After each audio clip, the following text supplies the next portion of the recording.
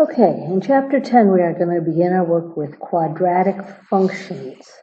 We've been doing a little bit of this already when we factored. So let's take a look. First of all, let's go back and remember that a linear function is something that looks like this. We had several forms of the linear function, but they all had an x term to the first power. A quadratic function is one that looks like this. Now we have an x squared term. That makes it quadratic. So a quadratic function can be described by an equation of the form y equals ax squared plus bx plus c, where a does not equal 0. And there are two ways that a quadratic can look. It can look like a curve shape that goes down, or a curve shape that goes up. So instead of having a linear function that looks like a straight line, a quadratic function looks like this shape, which we call a parabola. The point that's the high point or the low point of the parabola is called the vertex. Okay? So let's try graphing one just to see what it looks like. And we're just going to set up a table of values like we frequently do when we don't know exactly how something's going to come out. And I'm going to use -2, -1, 0, 1, 2. So if I plug -2 into my equation, that would be 2 times -2 squared minus 4 times -2 minus 5. 2 times -2 squared is 2 times 4, or 8. -4 times -2 is also 8, minus 5. That gives me 11. If I plug in -1, when I square -1, I get a positive 1. 2 times 1 is 2. -4 times -1 is plus 4. Minus 5 gives me positive 1. If I plug in 0, I will just get -5. If I plug in positive 1, 2 times 1 is 2, minus 4 minus 5, that's -7. And if I finally plug in a positive 2, I get 2 times 4. Remember, I do my exponent first, then multiply by 2. 8 minus 8 minus 5 is -5. So let's plot these. -2, 11 is off my graph. -1, 1. 0, 1, 2, 3, 4, -5. 1, -7. And 2, -5.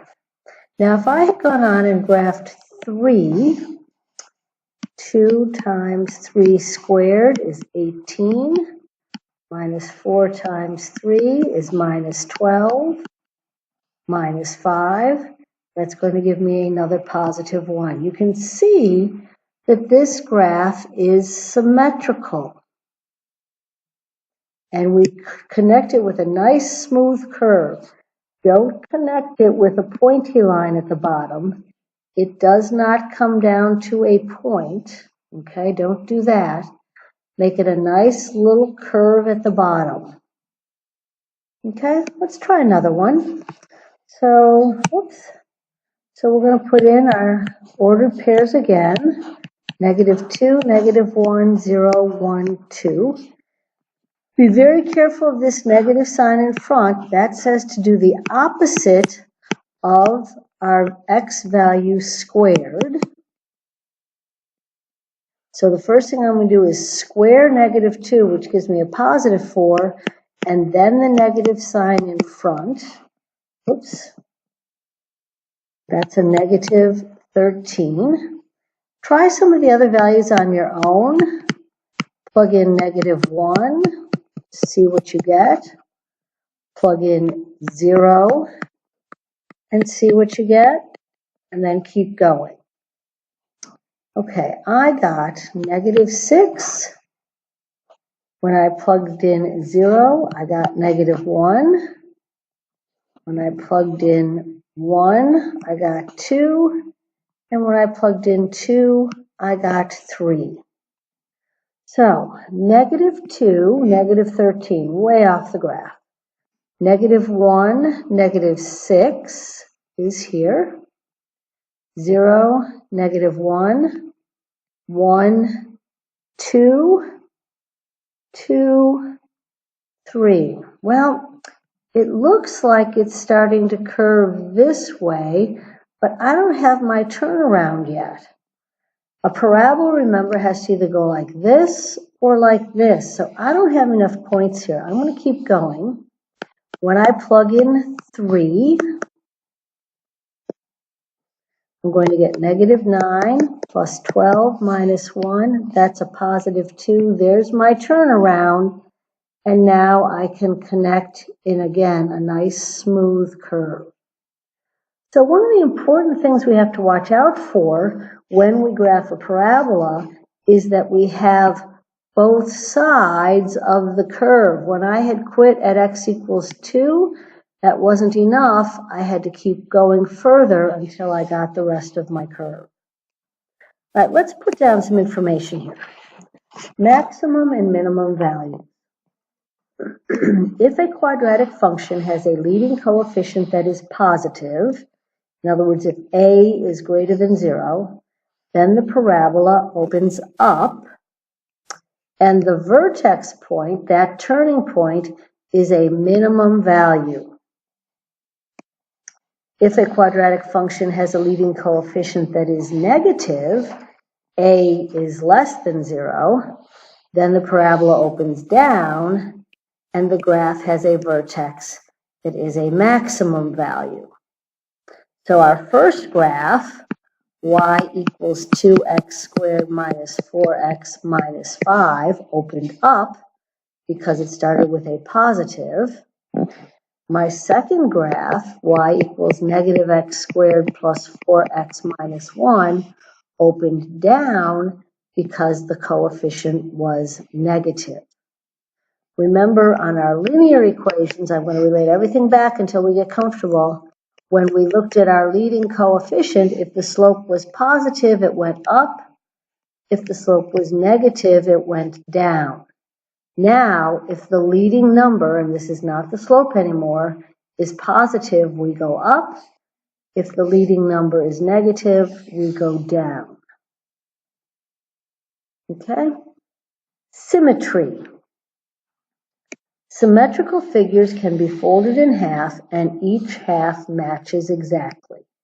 If I have a parabola, and I draw a line through the vertex and fold it in half on this dotted line, the left side of the parabola and the right side of the parabola will lay exactly on top of each other.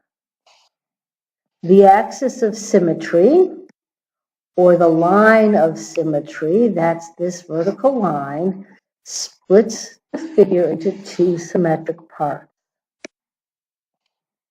In a parabola, the axis of symmetry passes through the vertex.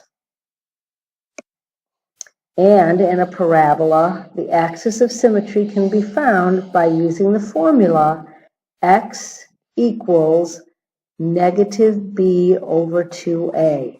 You must memorize this. Okay? The vertical line, x equals, I should have circled the whole thing. This is the equation of the vertical line that passes through the vertex. So let's go back to our last graph. And remember, we needed this axis of symmetry to see both halves of the parabola.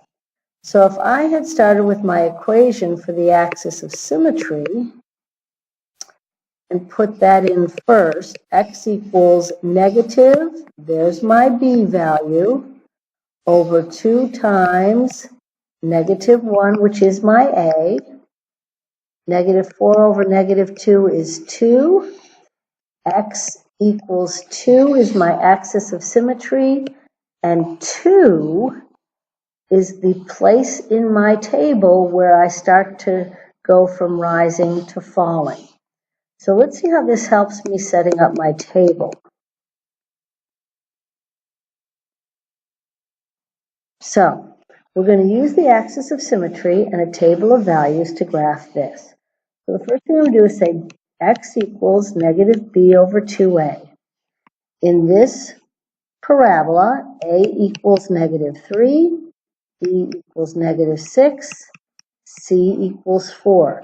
This should open down because of the leading coefficient of negative 3. X equals the opposite of b, negative of negative 6, over 2 times a, negative 3. So this would be 6 over negative 6, which is negative 1. So for my table, I'm going to put negative 1 in the middle. That's my axis of symmetry. So x equals negative 1. That's my axis of symmetry. On either side, I'm going to do some values. So pick a couple of these, plug it into our equation, and see if you can get a table of values. All right. For negative 3, I got negative 5. Negative 2, I got 4. Negative 1 was 7. 0 was 4. And 1 was negative 5. Notice the symmetry. Negative 3, negative 5, positive 1 is also negative 5. Negative 2 and 0 are both,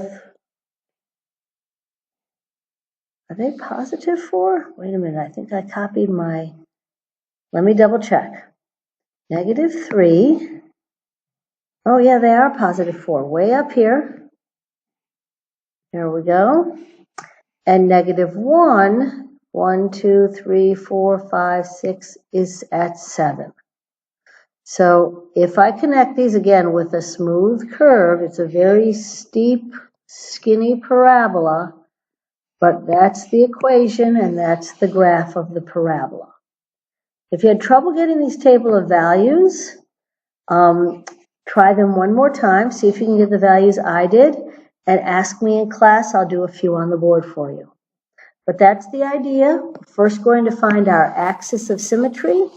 That goes in the center of our table so that I can have points on either side that are symmetric to my axis of symmetry, in this case at x equals negative 1.